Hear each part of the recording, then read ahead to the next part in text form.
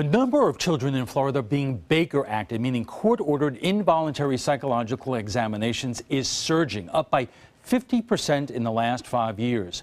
What is going on here? That is our focus tonight. But first, ABC 7's Alex Redmond with a short history of the Baker Act. They're coming to take me away, ha-ha. They're coming to take me away, ho-ho, hee-hee, ha-ha. Historically, protection for those suffering mental illness was lacking, even considered at times a joke. During the second half of the 18th century, we had a Mental Health Act that permitted vagrants to be hospitalized against their will indefinitely. In the 18th century, there were no medications, and so treatment was, by today's standards, barbaric. Water torture. A sprout of water could be over your head after it's been shaven and drip on your head, supposed to restore sanity. You could be locked into a room and with a straitjacket, arms confined. Forensic psychologist Dr. Eddie Renier explains patients were not informed of their rights. They couldn't write or talk to anyone other than one outside contact. How about it, you creeps, you lunatics, mental defectives?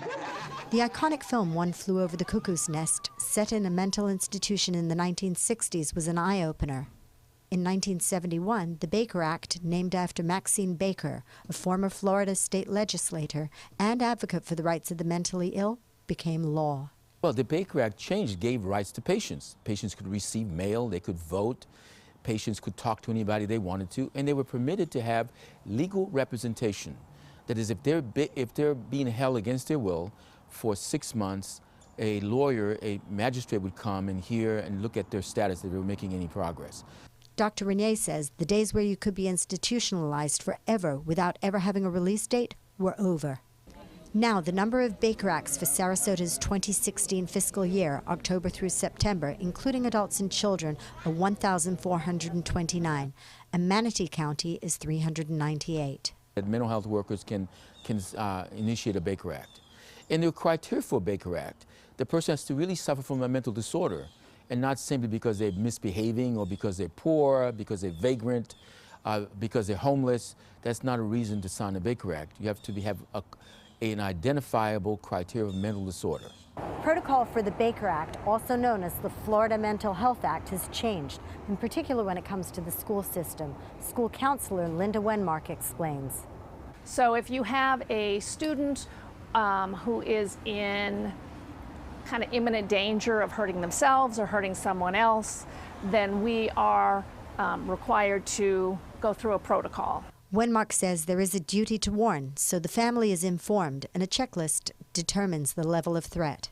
At that point, either the family has contacted mental health or we have helped them to contact mental health, and then they would go for an evaluation. That can last up to 72 hours, but it's the family taking them on a voluntary basis, or if law enforcement is called in, which might happen if it was a threat to someone else. If someone is so mentally disturbed that they're a danger to themselves or to other people, if they suffer from delusions or paranoia, they're not eating or they're threatening to someone because of voices, hallucinations, then that person clearly meets criteria to be Baker Acted. Reporting in Sarasota, Alex Redmond, ABC 7, your Suncoast News.